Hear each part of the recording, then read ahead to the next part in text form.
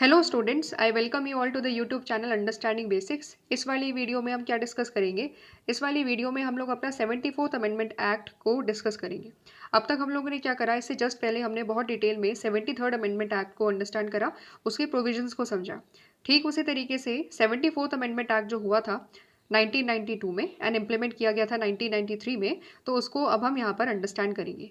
तो हमें पता है कि 74th अमेंडमेंट एक्ट किसके साथ डील करता है? जो हमारी अर्बन लोकल बॉडीज है या जिसको नगर पालिका भी कहते हैं, उसके साथ बेसिकली ये डील करता है। ठीक है, तो जो 74th अमेंडमेंट एक्ट हमारा आया, जिसकी वजह से म्यूनिसिपैलिटीज़ का क्रिएशन हुआ या एक तरीके से नगर पालिका का जो एक तरीके से क्रिएशन होता है, तो उस अमेंडमेंट एक्ट की वजह से उस अमेंडमेंट एक्ट के रिगार्डिंग जो इंपॉर्टेंट एक दो पॉइंट है वो हम लोग यहाँ पर डिस्कस कर लेते हैं।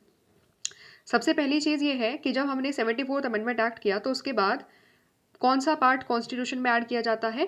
पार्ट 9A के तौर पर म्युनिसिपैलिटी का जो पोर्शन है वो ऐड किया जाता है। सो पार्ट 9A क्या है? The municipalities. ठीक है, रिकॉल करो, पिछली वाली वीडियो में हमने समझा था कि पार्ट 9 ऑफ द कॉन्स्टिट्यूशन क्या है? द पंचायत है। तो ठीक वैसे ही पार्ट 9A में क्या जाता है? द म्युनिसिपैलिटीज है, जो कि ऐड करी जाती है बाय द 74th अमेंडमेंट। पहली चीज़ ये। दूसरी इंपॉर्टेंट चीज़ अगर हम देखेंगे तो म्युनिसिपैलिटीज़ में जो 74th अमेंडमेंट एक्ट जो किया, उसकी वजह से हमारा जो 12th शेड्यूल है वो भी ऐड किया जाता है। सो 12th शेड्यूल किससे जुड़ा हुआ है? 12th schedule is also it is related to municipalities. ठीक है, पंचायत की अगर हम बात करेंगे तो उससे जुड़ा हुआ शेड्यूल कौन सा हो गया? 11th schedule. तो म्युनिसिपैलिटीज़ से जुड़ा हुआ कौन सा हो गया? पंचायत के बाद म्युनिसिपैलिटीज़ को ऐड किया गया, तो 12th शेड्यूल हो गया। ठीक है, और अगर हम ओवरऑल आर्टिकल्स की बात करें तो हमें पता है कि 243 आर्टिकल 243 से लेकर के 243 तक जो है पंचायत से जुड़ी हुई बातें लिखी गई है इंडिया के कॉन्स्टिट्यूशन में। तो ओ के बाद क्या आता है ना? ओ के बाद आता है पी। तो 243 पी से लेकर के 243 जेड जी तक, 243 जेड जी तक। ठीक है, ये क्या है? ये वाला जो पार्ट है, ये वह सारे के सारे जो आर्टिकल्स है 243 पी से लेकर के 243 जेड जी तक, ये सारे आर्टिकल्स किसके साथ डील करते हैं? म्युनिसिपैलिटीज़ के साथ डील करते हैं। ठीक है, तो ये एक बेसिक आइडिया दिया है कि हमारा जो म्युनिसिपैलिटीज़ है उसमें जो कॉन्स्टिट्यूशनल प्रोविजन है, ठीक है, वो कौन कौन से अलग अलग चीज़ों के द्वारा रिप्रेजेंट करे जाते हैं। जैसे पार्ट 9A के द्वारा, 12th शेड्यूल के द्वारा, and from article 243 P to 243 ZG किसके साथ डील करता है? द म्युनिसिपैलिटीज़ के साथ डील करता है। ठीक है, इतना क्लियर हो गया। अब हम आगे बढ़ते हैं। तो देखो, जैसे पंचायती राज में हमने क्या पढ़ा था? 3 लेवल पर गवर्नमेंट पढ़ी थी, है ना? सबसे पहले ग्राम पंचायत पढ़ी, फिर उसके बाद मंडल पंचायत पढ़ी, एंड फाइनली सबसे ऊपर क्या पढ़ी? जिला पंचायत, है ना? यहाँ पर ये चीज़ नहीं है। ठीक है, म्यूनिसिपैलिटीज़ में या हमारी जो अर्बन लोकल बॉडीज़ कह लो, नगर पालिका कह लो, उसमें ये 3 टाइप का जो स्ट्रक्चर है ना, 3 टायर जो स्ट्रक्चर है वो नहीं है। इंस्टेड यहाँ पर क्या है, जो भारत में जितने भी शहर हैं उनको हम एरिया वाइज 3 कैटेगरीज में डिवाइड कर रहे हैं। एरिया वाइज किस में डिवाइड कर रहे हैं? 3 कैटेगरीज में डिवाइड कर रहे हैं। तो जो हमारे सिटीज़ है वो एक तरीके से 3 पार्ट्स में डिवाइडेड है। सबसे पहले लेवल पर जो सबसे निचला लेवल है उसमें क्या आता है? सबसे निचले लेवल पर अगर हम बात करें, सबसे निचले लेवल पर हमारे आते हैं नगर पंचायत। क्या आती है? नगर पंचायत। नगर पंचायत का मतलब बेसिकली क्या है? नगर पंचायत यानी कि एक ऐसा शहर का इलाका जो ट्रांजिशनल इलाका है।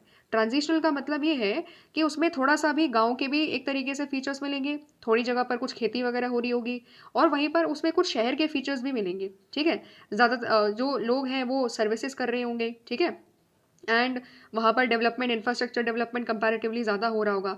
तो एक तरीके से एक ऐसा एरिया जिसमें थोड़ा सा गांव थोड़ा सा शहर, दोनों की दोनों चीज़ें एग्जिस्ट करती है। एंड एक ऐसा एरिया जो ट्रांजिशन के तौर पर है, गांव से धीरे धीरे क्या हो रहा है? गांव से धीरे धीरे वो शहर में बदल रहा है। ठीक है, अचानक से देखो कोई भी चीज़ अचानक से गांव में शहर में नहीं बदलती, सारी चीज़ें धीरे धीरे होती हैं। तो ऐसा एरिया जिसमें ट्रांजिशन हो रहा है, ठीक है, तो उस पर्टिकुलर एरिया को हम लोग सबसे पहले क्या कहते हैं? उस पर्टिकुलर एरिया को कहा जाता है नगर पंचायत। वहाँ पर जो गवर्नमेंट होती है तो उसका नाम क्या है? उसको हम लोग कहते हैं नगर पंचायत। ठीक है, ट्रांजिशनल एरिया जो अभी धीरे धीरे गांव से बदल रहा है शहर की तरफ। दूसरी तरफ अगर आप देखोगे तो जनरली अगर आप देखोगे ना, नगर पंचायत जो जो बड़े बड़े शहर होते हैं उनके उनके मुकाबले उनसे जुड़े हुए छोटे छोटे जो शहर होते हैं ना, तो वो सारे नगर पंचायत, वहाँ पर नगर पंचायत एग्जिस्ट करती है। ठीक है, तो ये होगी हमारी first kind of area, urban area, जिस जहाँ पर क्या होता है? ट्रांजिशनल एरिया होने की वजह से नगर पंचायत वहाँ पर होती है। दूसरी जो है हमारी दूसरी गवर्नमेंट का दूसरा जो एरिया होता है और वहाँ पर जो गवर्नमेंट होती है तो उसको हम लोग क्या कहते हैं? Municipal council. ठीक है। इसको म्युनिसिपल काउंसिल के साथ साथ में हम लोग म्युनिसिपैलिटी के नाम से भी जानते हैं। ठीक है, क्या कहते हैं इसको म्युनिसिपैलिटी के नाम से भी जानते हैं। तो म्युनिसिपैलिटी कहाँ होती है?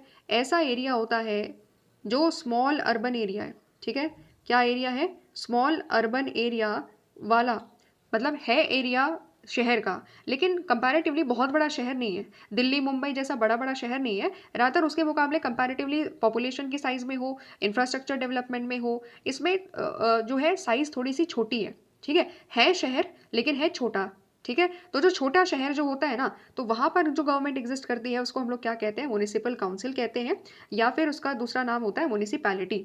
ठीक है, सबसे बड़ा जो शहर होता है, ठीक है, जैसे हमारे यहाँ पर बड़े बड़े शहर हैं, दिल्ली हो गया, मुंबई होगा, कोलकाता हो गया, है ना, ये जो बड़े बड़े शहर आपको देखने को मिलेंगे, मेट्रोपॉलिटन सिटीज़ जिनको हम लोग कहते हैं, तो वहाँ पर जो गवर्नमेंट होती है उसको हम लोग क्या कहते हैं? उसको हम लोग कहते हैं म्युनिसिपल कॉरपोरेशन। क्या कहते हैं?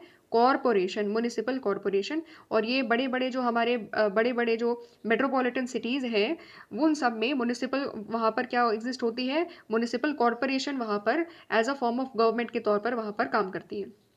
ठीक है, तो यहाँ पर क्या समझा हम लोगों ने? हमने ये समझा कि भारत में जितने भी शहर हैं वो एक तरीके से एरिया वाइज 3 तरीके से डिवाइड किए गए हैं। कुछ शहर ऐसे हैं जो ट्रांजिशनल है, गांव से धीरे धीरे शहर में बदल रहे हैं। ठीक है, कुछ शहर ऐसे हैं जो है तो शहर लेकिन कंपैरेटिवली एरिया में and population wise, infrastructure development wise क्या है, वहाँ पर स्मॉल है वो। ठीक है, तो स्मॉल अर्बन एरियाज हैं। और तीसरे जो शहर है वो हमारे यहाँ पर बड़े शहर हैं। तो बेस्ड अपॉन दीज साइज हमारे यहाँ पर क्या है, हमने अलग अलग गवर्नमेंट्स दे रखी है। जैसे नगर पंचायत होगी तो ट्रांजिशनल एरिया में नगर पंचायत होती है। ठीक है, म्युनिसिपल काउंसिल कहाँ होती है? जो स्मॉल अर्बन एरियाज होते हैं वहाँ पर म्युनिसिपल काउंसिल या म्युनिसिपैलिटी होती है, और जो बड़े बड़े शहर है भारत के वहाँ पर म्युनिसिपल कॉरपोरेशन होती है। क्लियर होगी बात? ठीक है, तो ये चीज़ यहाँ पर हमने अंडरस्टैंड करी। अब हम लोग थोड़ा सा एक और इम्पॉर्टेंट चीज़ को समझते हैं। जैसे हम लोगों ने पंचायती राज इंस्टीट्यूशन में हमने बहुत अच्छे तरीके से डिटेल में समझा कि ग्राम पंचायत में कौन कौन होता है, फिर ब्लॉक लेवल पर कौन कौन मेंबर होते हैं, ब्लॉक प्रमुख कौन होता है, ये अंडरस्टैंड करा। जिला लेवल पर चीज़ें कैसे काम करती हैं ये हमने अंडरस्टैंड करा। तो थोड़ा सा आइडिया हम लोग ले लेते हैं कि आखिरकार जो म्युनिसिपल कॉरपोरेशन है या अर्बन लेवल पर जो गवर्नमेंट होती है ना, उसमें क्या क्या बॉडीज़ होती है और वो काम कैसे करती है। ठीक है, तो म्युनिसिपल कॉरपोरेशन में भी अगर आप देखोगे, म्युनिसिपल कॉरपोरेशन में भी अगर आप देखोगे तो यहाँ पर भी हम 2 बॉडीज़ को पढ़ेंगे। पहली इंपॉर्टेंट चीज़ जो होती है यहाँ पर होती है म्युनिसिपल काउंसिल। ठीक है, काउंसिल का मतलब यहाँ पर क्या है? देखो, हमें पता है कि जो एक शहर होता है ना, तो जब भी शहर में इलेक्शन करवाने होते हैं तो क्या होता है ना, सपोज ये पूरा एक शहर है। ठीक है, यहाँ पर इस शहर को अलग अलग वार्ड्स में डिवाइड कर दिया जाता है। क्या डिवाइड कर दिया जाता है? जैसे इंडिया में, इंडिया को पूरे जब इलेक्शन होता है तो कॉन्स्टिट्यूंसीज होती है इंडिया में, ठीक वैसे ही शहर को अलग अलग वार्ड्स में डिवाइड कर दिया जाता है। हर वार्ड से एक मेंबर जीत कर आता है। ठीक है, तो जो हर वार्ड से जो एक मेंबर जीत कर आता है उसको हम लोग क्या कहते हैं? उसको हम लोग कहते हैं काउंसिलर। उसको हम लोग कहते हैं काउंसिलर। ठीक है, तो शहर में, किसी भी शहर में सपोज जितने भी वार्ड्स हैं ना, तो उतने ही क्या हो जाएंगे, एक एक पर्टिकुलर वार्ड से एक एक काउंसिलर जीत करके आ जाता है। एंड वो किसका मेंबर होता है? वो काउंसिल का मेंबर होता है। ठीक है, म्युनिसिपल कॉरपोरेशन में जो उसका लेजिस्लेटिव ऑर्गन है, जो लेजिस्लेटिव ऑर्गन है जहाँ पर सारे काउंसिलर्स मेंबर होते हैं, जिसके जहाँ पर डिबेट होता है, डिस्कशन होता है कि कौन सी पॉलिसीज़ इंप्लीमेंट करानी चाहिए, किस तरीके से इंप्लीमेंटेशन होना चाहिए। जो डिबेट एंड डिस्कशन वाला जो फॉरम है ना म्युनिसिपल कॉरपोरेशन के अंतर्गत या हमारे यहाँ पर अर्बन लोकल बॉडीज़ के अंतर्गत, तो उसको हम लोग क्या कहते हैं? काउंसिल कहते हैं, म्युनिसिपल काउंसिल कहते हैं। तो अगर काउंसिल है तो यहाँ पर क्या होंगे, जो इसके काउंसिल के मेंबर है वो सारे के सारे लोग क्या कहलाए जाते हैं? काउंसिलर्स कहलाए जाते हैं, जो कि अपने अपने वार्ड से जीत करके आते हैं। ठीक है, अब इन सभी काउंसिलर्स का हेड कौन होता है? ठीक है, उन सभी काउंसिलर्स में से ये लोग इलेक्ट करते हैं कि इनमें से हेड कौन होगा, और उसी को क्या कहा जाता है? मेयर। क्या कहा जाता है? उसी को कहा जाता है मेयर। तो मेयर बेसिकली क्या करता है? मेयर बेसिकली काउंसिल को एक तरीके से हेड करता है। ठीक वैसे ही जैसे हमारे पार्लियामेंट में क्या होता है, हमारे पार्लियामेंट में जब हम लोकसभा की बात करते हैं तो जो लोकसभा के स्पीकर है वो क्या करते हैं? लोकसभा के स्पीकर क्या करते हैं? लोकसभा की पूरी कार्यवाही को देखते हैं और एक तरीके से लोकसभा को चलाते हैं। ठीक वैसे ही जो मेयर है ना, तो काउंसिलर्स क्या करेंगे? मेयर को अपने यहाँ पर एक तरीके से चूज करेंगे कि उनमें से सारे काउंसिलर्स में से वो वोट करेंगे कि उनमें से मेयर कौन होगा। एंड फाइनली मेयर क्या करता है? काउंसिल के जो एक तरीके से जो सीट है, ठीक है, काउंसिल को चलाने का जो काम है पूरा का पूरा, वो किसका होता है? मेयर का होता है। ठीक है, समझ में आ गया? इतना बेसिक फंक्शनिंग हम लोगों ने समझ ली। तो ये है पूरा का पूरा लेजिस्लेटिव ऑर्गन कि मेयर बैठे रहेंगे, बाकी सभी काउंसलर्स होंगे, वो लोग डिस्कस करेंगे, डिबेट करेंगे, ठीक है? और कमिटीज़ भी होती है कुछ-कुछ, कमिटीज़ के बारे में कभी और डिस्कस कर लेंगे वरना ज़्यादा हो जाएगा। तो ये बेसिक एक पूरा का पूरा लेजिस्लेटिव ऑर्गन है, ठीक है? ये तो हमने पढ़ा लेजिस्लेटिव ऑर्गन। एग्जीक्यूटिव ऑर्गन भी होता है, ठीक है? एग्जीक्यूटिव ऑर्गन क्या होता है शहरों के लेवल पर, तो जो आपने सुना भी होगा म्युनिसिपल कमिश्नर, ठीक है? सुना होगा आपने, क्या होता है? म्युनिसिपल कमिश्नर होता है। तो म्युनिसिपल कमिश्नर बेसिकली कौन होते हैं? एक आईएएस ऑफिसर होता है, जो कि स्टेट गवर्नमेंट के द्वारा इलेक्ट नहीं, मतलब स्टेट गवर्नमेंट के द्वारा सेलेक्ट किया जाता है, उनको अपॉइंट किया जाता है बेसिकली, ठीक है? तो यहाँ पर जो भी पूरा का पूरा काउंसिल में जो डिस्कशन हुआ, डिबेट हुआ, तो पॉलिसीज़ एक तरीके से डिस्कस करेगी, डिबेट करेगी। अब जो भी डिसीजन यहाँ पर म्युनिसिपल काउंसिल में लिए गए हैं, उसको इम्प्लीमेंट करवाने की ज़िम्मेदारी जो म्युनिसिपल कमिश्नर होता है, जो म्युनिसिपल कमिश्नर होता है ना, जो एक आईएएस अधिकारी होता है, एग्जीक्यूटिव ऑफिसर होता है, वो सारी की सारी रिस्पॉन्सिबिलिटीज़ को देखता है एंड इम्प्लीमेंटेशन करवाता है, ठीक है? तो कोई भी जो हमारी अर्बन लेवल पर भी जो बॉडी है ना, तो वहाँ पर भी क्या है, हमारे एक तरफ लेजिस्लेशन है जिसमें डिस्कशन डिबेट हो रही है, चीज़ें डिसाइड होती है, डिसीजन मेकिंग होती है, एंड दूसरी तरफ एग्जीक्यूटिव है जिसमें म्युनिसिपल कमिश्नर आते हैं एंड वो क्या करते हैं, सारी पॉलिसीज़ का इम्प्लीमेंटेशन देखते हैं, चेक करते हैं कि सही तरीके से पैसों का यूज़ हो रहा है कि नहीं हो रहा, सही तरीके से पॉलिसीज़ इंप्लीमेंट हो रही है कि नहीं हो रही है। समझ में आ गया? ये एक बेसिक अंडरस्टैंडिंग थी, एक क्लैरिटी के साथ में बताने के लिए कि एक्चुअली में चीज़ें काम कैसे करती हैं हमारी म्युनिसिपैलिटीज़ में, ठीक है? या अर्बन लोकल बॉडीज़ में, ठीक है? तो अब हम यहाँ पर अंडरस्टैंड करेंगे आपकी बुक में क्या दिया हुआ है। क्वेश्चन है यहाँ पर कि अर्बन एरिया आखिरकार होता क्या है? बहुत ईज़ी है आइडेंटिफाई करना कि मुंबई और कलकत्ता जैसे बड़े-बड़े शहर ऑफ कोर्स अर्बन होंगे। बट हमारे यहाँ पर क्या है, हमारा जो सेंसस है, सेंसस ऑफ इंडिया, वो डिफाइन करता है कि अर्बन एरिया होता क्या है। सबसे पहले क्राइटेरिया क्या है कि मिनिमम अर्बन एरिया में कम से कम 5,000 लोग होने ही चाहिए। दूसरा क्राइटेरिया ये है कि एटलीस्ट 75% जो मेल पॉपुलेशन है, वो नॉन एग्रीकल्चर कामों में एक तरीके से इन्वॉल्व होने चाहिए। कहने का मतलब है कि वहाँ पर ज़्यादा जो लोग हैं, ज़्यादातर लोग किस में इन्वॉल्व होने चाहिए, वहाँ पर ज़्यादातर लोग नॉन एग्रीकल्चर एक्टिविटीज़ में इन्वॉल्व होने चाहिए, ठीक है? तीसरी इंपॉर्टेंट है density of population, at least 400 person पर स्क्वायर किलोमीटर के आसपास होनी चाहिए, ठीक है? तो ये बेसिकली 3 क्राइटेरिया है एंड सेंसस ऑफ इंडिया बताता है कि अगर ये 3 क्राइटेरिया फुलफिल है, तो उसको हम लोग क्या बोलते हैं, अर्बन एरिया बोलते हैं, ठीक है? 2011 के सेंसस के मुताबिक क्या हो रहा था, 31% जो इंडिया की पॉपुलेशन थी वो अर्बन एरियाज़ में रहा करती थी, ठीक है? 2011 के मुताबिक कितना है, 31% हमारी जो पॉपुलेशन थी वो कहाँ पर थी, वो शहरों में रहा करती थी। धीरे धीरे अभी एट प्रेजेंट ये चीज़ इंक्रीज़ हो गई है, लगभग 40-45% के आसपास जो है, क्योंकि हमें पता है बहुत ज़्यादा इंफ्रास्ट्रक्चर डेवलपमेंट हुआ, माइग्रेशन भी बहुत ज़्यादा हुआ, है ना? तो लोग गाँव से क्या कर रहे हैं, गाँव से लगातार जो है सिटी की तरफ मूव कर रहे हैं, अर्बनाइजेशन बहुत ज़्यादा हो रहा है ना? तो ये इन सब चीज़ों की वजह से जो हमारी आज के टाइम में एट प्रेजेंट जो पॉपुलेशन है, जो शहरों में रहती है, वो 31% से इंक्रीज़ हो गई है।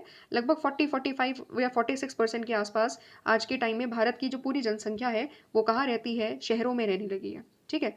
तो ये हमने बेसिक स्ट्रक्चर समझ लिया, अर्बन एरिया क्या होता है, उसका बेसिक हमने आइडिया ले लिया। 74th अमेंडमेंट एक्ट जो है ना, अब हम अगर बाकी सारे प्रोविजंस के बारे में बात करें, जैसे हमने स्टेट इलेक्शन कमीशन के बारे में पढ़ा था, स्टेट फाइनेंस कमीशन के बारे में पढ़ा था, ये सारी चीज़ें हमने 73rd अमेंडमेंट एक्ट में पढ़ी थी। ठीक वैसे ही सेम टू सेम चीज़ें 74th अमेंडमेंट एक्ट में भी दी गई है। And it is way in this way, the 74th Amendment is a repetition of the 73rd Amendment, except that it applies to the urban areas. तो बहुत सारे जो हमने 73rd में चीज़ें पढ़ी है 73rd Amendment Act में, सेम टू सेम चीज़ 74th Amendment Act में भी क्या हो रही है, एक तरीके से लागू हो रही है, ओके? तो जैसे कि स्टेट इलेक्शन कमीशन की हम बात करें, स्टेट फाइनेंस कमीशन की बात करें, तो वो सेम टू सेम चीज़ 74th अमेंडमेंट एक्ट में भी आती है ना? और ये भी सेम टू सेम चीज़ इसलिए नगर पालिका पर भी एक तरीके से लागू होती है। तो यहाँ पर भी क्या है, नगर पालिका में भी इलेक्शन कंडक्ट करवाए जाते हैं रेगुलर बेसिस पर स्टेट इलेक्शन कमीशन के द्वारा। सिमिलरली जो स्टेट फाइनेंस कमीशन होती है, तो वो क्या करती है, वो नगर पालिका को भी एक तरीके से फंड का डिस्ट्रीब्यूशन करती है, ठीक है? The Constitution also mandated the transfer of the list of the functions from the state list to the urban local bodies, and these functions have been listed in the 12th schedule of the Constitution. ठीक वैसे जैसे हमने पंचायत में क्या पढ़ा, 29 functions होते हैं और इसको ट्रांसफ़र करने की रिस्पॉन्सिबिलिटी किसकी होती है, स्टेट गवर्नमेंट की होती है, कि इन 29 फंक्शंस में से एक्चुअली में कितने फंक्शन वो पंचायती राज को देना चाहते हैं। ठीक वैसे ही अर्बन लोकल बॉडीज़ की मैं अगर बात करूँ, अराउंड 18 फंक्शंस हैं जो कि 12th शेड्यूल में लिखे गए हैं। एंड इन 12th शेड्यूल में से भी कितने फंक्शन म्यूनिसिपैलिटीज़ को रियली में देने हैं, ये भी किसके हाथ में पावर है, ये भी सब कुछ state government he at the present decide करती है। ठीक है, तो यही बेसिक सेम टू सेम चीज़ है जो हमने वहाँ पर अंडरस्टैंड करी थी, वही सेम टू सेम चीज़ यहाँ पर भी बताई गई है। ठीक है, तो ये हम लोगों ने एक बेसिक आइडिया पढ़ा किसके बारे में, 74th अमेंडमेंट एक्ट के बारे में, और जो उसके बारे में बेसिक जानकारी होनी चाहिए वो हम लोगों ने यहाँ पर अंडरस्टैंड करा। ठीक है, एक छोटा सा करेक्शन है। अब ये करेक्शन किसका है, करेक्शन है जो पिछली बार हम लोगों ने, से पिछले वीडियो में हम लोगों ने बेसिकली 73rd अमेंडमेंट एक्ट में हम लोगों ने एक पर्टिकुलर चीज़ पढ़ी थी, तो वहाँ पर उसका थोड़ा सा करेक्शन है। क्या करेक्शन है, मैंने वहाँ पर एक्सप्लेन किया था कि जो हमारा जो पंचायती राज इंस्टीट्यूशन है वो कितने साल के लिए अपॉइंट किए जाते हैं, 5 साल का टेन्योर होता है उनका, है ना, 5 साल का टेन्योर होता है। लेकिन अगर सपोज 5 साल से पहले ही उनका डिसोल्यूशन हो जाए तो फिर क्या होता है, 6 महीने के अंदर अंदर दोबारा से इलेक्शन होता है ना, ये चीज़ मैंने समझाई थी। तो मैं उस चीज़ को थोड़ा सा यहाँ पर और क्लैरिफाई कर देती हूँ, और उसको, उसमें करेक्शन है उसको यहाँ पर बताना है। तो बेसिकली यहाँ पर करेक्शन क्या है कि सपोज पंचायती राज में ग्राम पंचायत, सपोज, ठीक है, हम एक गवर्नमेंट को ले लेते हैं, ग्राम पंचायत इलेक्ट होती है, तो वो 1 साल के लिए ही एक तरीके से काम कर पाई। फिर उसके बाद क्या आ जाता है, 1 साल के काम के बाद उसको डिसॉल्व कर दिया जाता है। ठीक है, भंग कर दिया जाता है। तो जो 5 साल की टोटल टेन्योर है उसमें से अभी भी 4 साल तो बचे हुए हैं, क्योंकि 1 साल में ही रह करके 1 साल के लिए ही ये पर्टिकुलरली काम करके गई है, डिसॉल्व हो गई। फिर तो जो नई इलेक्ट होकर के आएगी, जो नई ग्राम पंचायत इलेक्ट होकर के आएगी, 6 महीने के अंदर अंदर वो कितने साल के लिए काम करेगी, वो बचे हुए साल जो कि 4 साल है अभी भी, क्योंकि उसने पिछले वाले ने केवल 1 साल के लिए ही काम करा है। ठीक है, तो 1 साल के लिए काम किया है, तो यहाँ पर क्या होगा, यहाँ पर अब वो बचे हुए जो 4 साल है उसके लिए वो काम करके जाएगी। ठीक है, समझ रहे हो, तो उसका टेन्योर क्या होगा, नई ग्राम पंचायत का जो टेन्योर होगा वो केवल 4 साल का होगा, पूरा 5 साल का नहीं होगा, क्योंकि पूरा टेन्योर है 5 साल का। ऑलरेडी पिछली बार जो एक बार इलेक्ट होकर के आ चुकी थी तो वो केवल 1 साल चल करके गई, तो रिमेनिंग ईयर जो है उतने के लिए ही जो नई इलेक्टेड लोग, जो नई इलेक्टेड जो ग्राम पंचायत है वो भी काम करेगी। ठीक वैसे ही अगर ब्लॉक लेवल पर चीज़ें हो जाती है और ज़िला लेवल पर ये चीज़ें हो जाती है, तो सेम टू सेम तरीके से वो लोग क्या करेंगे, उतने ही जो रिमेनिंग पीरियड है उतने के लिए ही नई जो हमारी पंचायत इंस्टीट्यूशंस हैं वो काम करेगी। ठीक है, उनका टेन्योर उतना ही होगा जितना बचा हुआ टाइम पीरियड है। ओके, तो इस तरीके से हमने यहाँ पर ये वीडियो कर लिया है कंप्लीट। मिलते हैं हम लोग नेक्स्ट वीडियो में, जहाँ पर हम लोग इस पूरे चैप्टर का लास्ट टॉपिक कवर करेंगे। ठीक है, थैंक्स फॉर वॉचिंग।